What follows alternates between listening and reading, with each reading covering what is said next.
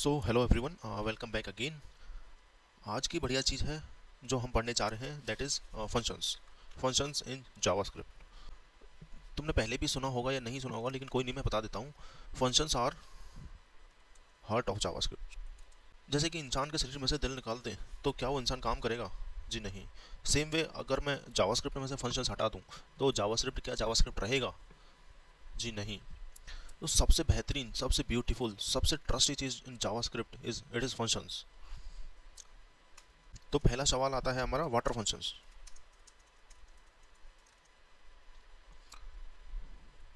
तो फंक्शंस क्या है? Functions are basically a piece of code.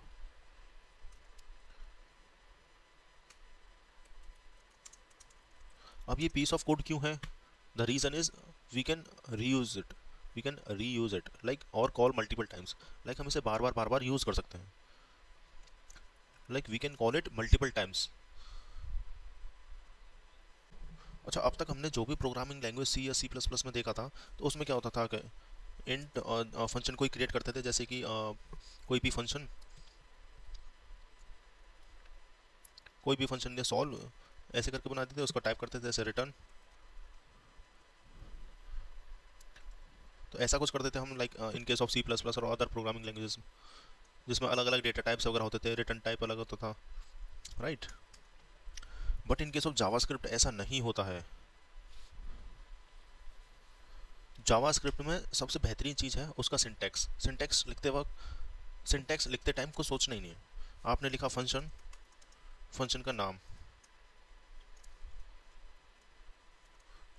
बस खत्म। This is how you declare a function in JavaScript. ऐसे फंक्शन डिक्लेयर किया जाता है इन केस ऑफ जावास्क्रिप्ट। कोई डेटा टाइप नहीं, कोई रिटर्न टाइप नहीं, कुछ भी नहीं बताना अपने आप। I would say the easiest syntax it is in case of JavaScript.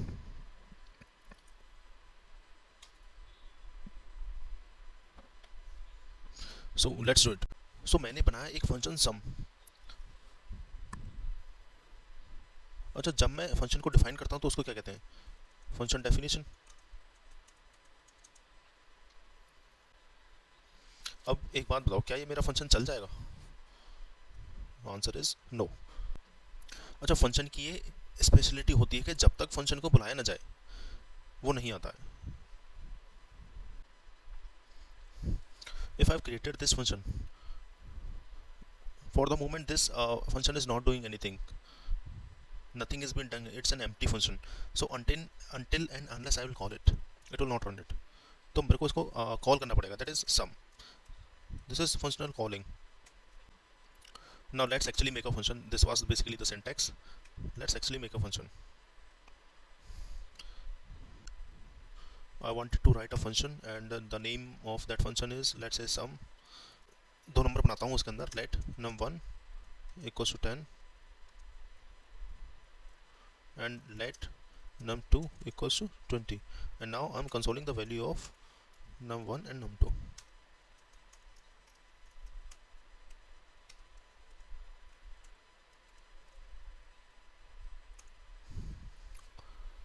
अब जब मैं इस फंक्शन को कॉल नहीं करूँगा तब तक मेरे को आउटपुट नहीं मिलेगा। Let's see.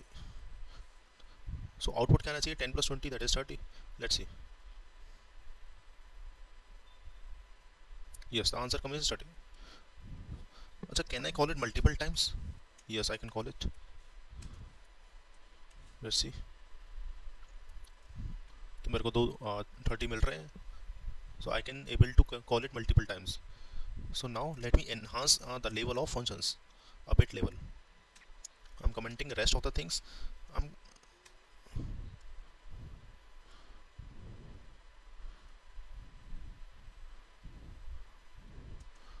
अब मैं क्या करता हूँ, यहाँ एक और वेरिएबल ऐड कर देता हूँ।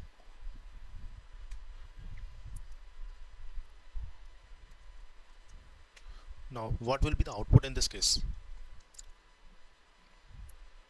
Let's see.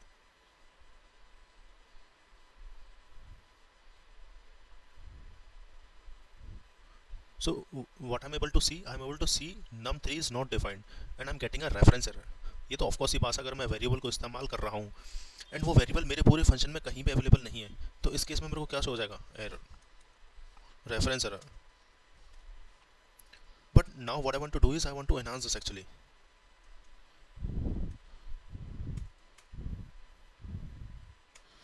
क्या मेरे पास num3 नाम का वेरिएबल है? नहीं. बट याद करो, whenever I wanted to pass a value from a function calling, don't I give something like this? Call करते करते मैं उसके अंदर आर्गुमेंट डाल देता हूँ. कॉल करते करते उसका अंदर एक आर्गुमेंट डाल देता हूँ, जिसको कहाँ कैच करते हैं? पैरामीटर के अंदर. तो हम क्या लिखते थे पहले? जो लिखते थे int root something like that. But क्या इंट फ्लोट यहाँ पे जावास्क्रिप्ट में यूज़ होता है? The answer is no. So हम num3 यहाँ डिफाइन करते हैं. You simply write the name of the variable, simply num3 लिखो एंड num3 को इस्तेमाल कर लो. होगा क्या? This 54 will be pointing to this num3 since you are using this num3 here. यहाँ पे num3 कौन सी वैल्यू लेगा? That is 54. Now 50 plus 10 plus 20 will ultimately give me a output of around 84. अच्छा, मेरे पास यहाँ पे स्टैटिक वैल्यू है यहाँ और यहाँ भी.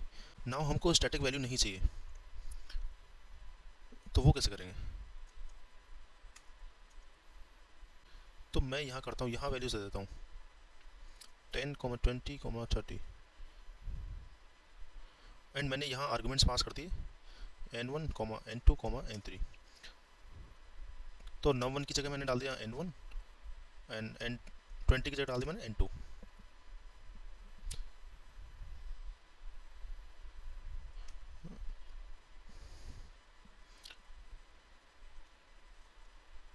इतना क्लियर है? Okay, let's see what will be the output in this case.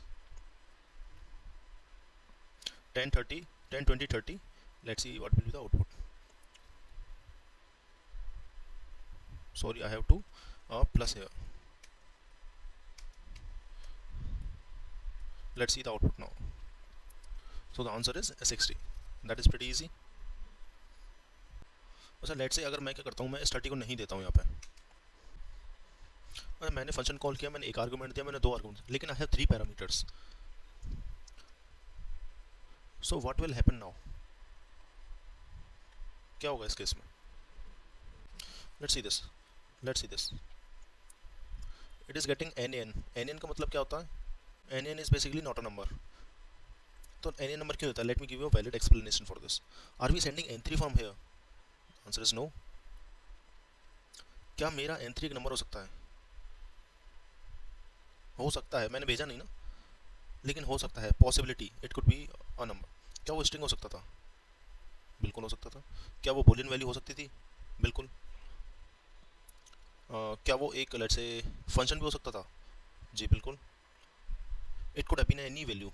अब तुम्हें पता ही नहीं है तुम किस चीज़ के साथ ऐड कर रहे हो, तो तुम्हारे पास क्या आएगा? तो 10 प्लस 20 प्लस पता नहीं, तो अल्टीमेटली क्या हो जाएगा? पता नहीं. दैट पता नहीं is what? Not number. Something is there, but what actually it is there we are not sure. So we give it a clarification of n. तो n3 की could be any possible value. तो भैया ये क्या है? ये अपना not a number है. But I want to give some advancement in this. पूरा फंक्शन उठाया, पेश किया, एंड मैं इसमें कुछ एडवांसमेंट देना चाहता हूँ. अब द चेंज इज, क्या मैं n3 के अंदर कोई भी डिफ़ॉल्ट वैल्यू दे सकता हूँ? Like n3 equals to let's say 50. क्या कहते हैं इसको? देन ऐसे फंक्शन जिसमें हम पैरामीटर भेज पाते हैं उसको कहते हैं पैरामीटराइज फंक्शन. Parameterise functions. अब मैं इस वाले में भी पैरामीटर भेज पा रहा हूँ, but at the same time I am also sending the default value. तो उस केस में हम क्या कहते हैं इसको? Default parameterize functions. इसे कहते हैं default parameterize functions. Are we clear on this? So what will be this n3 now? और ये n3 कौन सी वैल्यू को होल्ड करेगा? The default value equals to 50. Let's see it is giving us the exact output 80, which is 10, 20 and 50. अच्छा, मैं अब एक सिचुएशन क्रिएट करके देता हूँ. ये कॉपी किया. अब ये डिफ़ॉल्ट पैरामीटर हमने दे रखा है, हम क्या करें? हम इसकी वैल्यू भी पास कर दें. In that case what will be the output? Think of it. Let's see the output. तो जो डिफ़ॉल्ट वाला जो पैरामीटर होता है इट गेट्स ओवरराइडेड, और हमने जो पास की है ये ज़्यादा डोमिनेट करेगी एंड ये कम करेगी, so that is why the output is 90। तो आर्गुमेंटेड वैल्यू हमेशा विंस। फंक्शन को कॉल कर रहे हैं तो ये वाली वैल्यू हमेशा जीतेगी, ना कि दिस वन डिफ़ॉल्ट वैल्यू।